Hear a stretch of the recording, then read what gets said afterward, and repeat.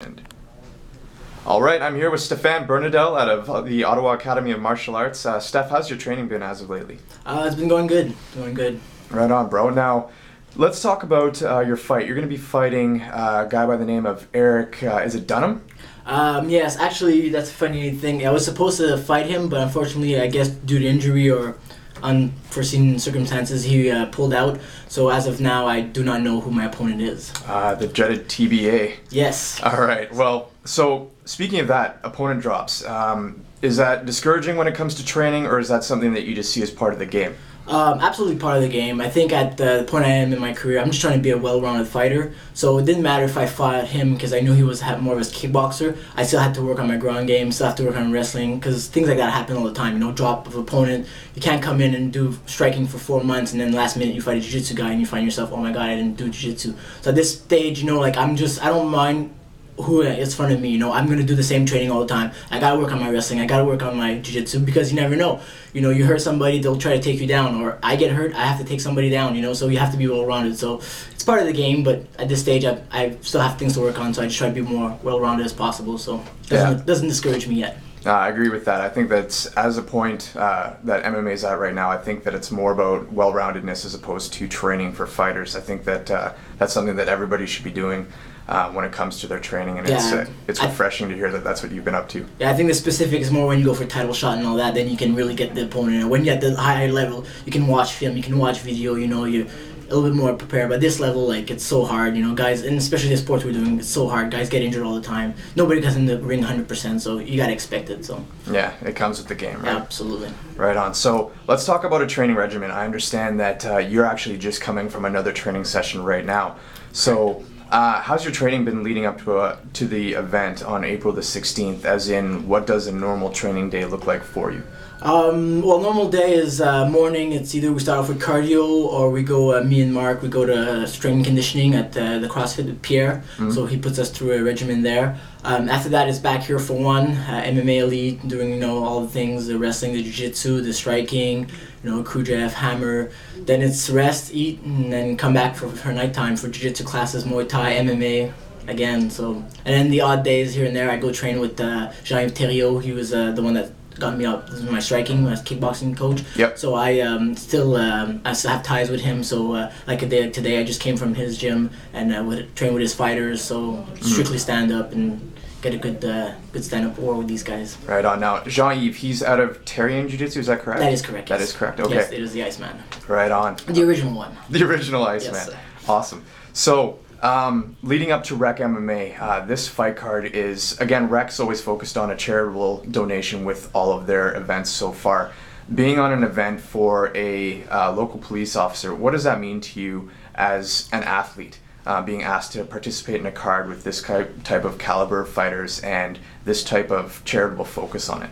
Actually, it means a lot. It just proves that the sport's going in the right direction. I mean, it's kind of a way for us to give back to the community, because I don't know if you guys know, but there's a lot involved. Like, we can't do what we do without the support of the community. You know, the family, the people that come and train with us, the people that support us, the sponsors. Like, there's so many things around the event. So for us to fight on a card like that and to give back to the community, it's kind of like our way of giving back to them. You know, like, you feel like you're doing a bigger part than just fighting for yourself and trying to get your career somewhere.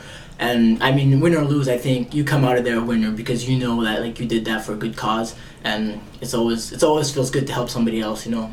Mm-hmm. Right on. Well, that's a good answer. Now, as a MMA athlete, I know myself and BloodyKnucks.com, we've covered, I think, 3 of your fights in the past, and I've been fortunate enough to sit ringside for those 3 that we did cover. For those of you that don't know about Stephane Bernadel, the MMA athlete, could you explain what type of a fighter profile that you believe that you have? As far as like your discipline and things like that. Well, obviously it's no secret I come from a striking background. Mm-hmm. Coming from Jean-Yves Thériault, I did a lot of amateur kickboxing.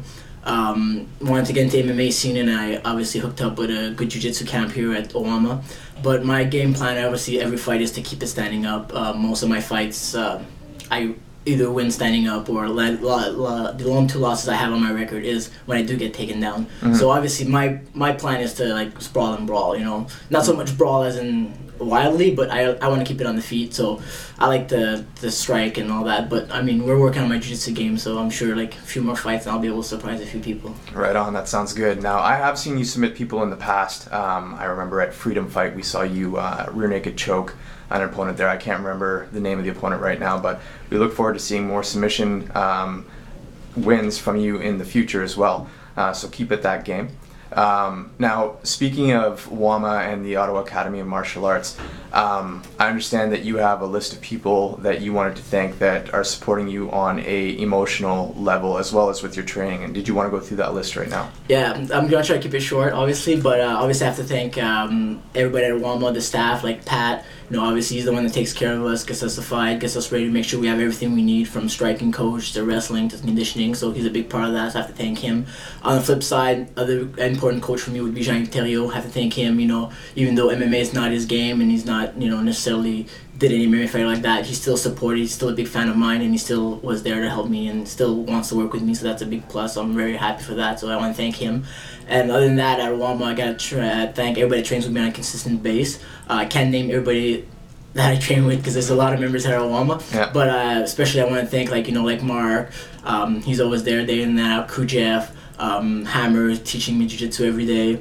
You know, I'm sorry I forget a bunch of you guys, but they know who they are. Yeah, Randy. Obviously, Randy's going to be fighting too. Yep. Avier's going to be fighting. Remy. All these guys are always in, and you know, everybody comes in, and either from guys that hold pads, the guys that help me roll, the guys that give me tips, the guys that just shake my hand and say that they'll be there. You know, all of you guys are equally important to me.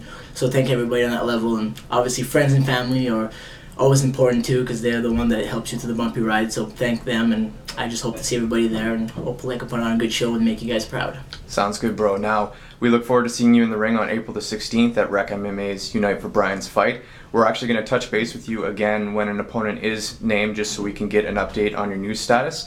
Until then, stay healthy, and again, we look forward to seeing you in the ring. Thanks a lot, Greg. Thanks, man.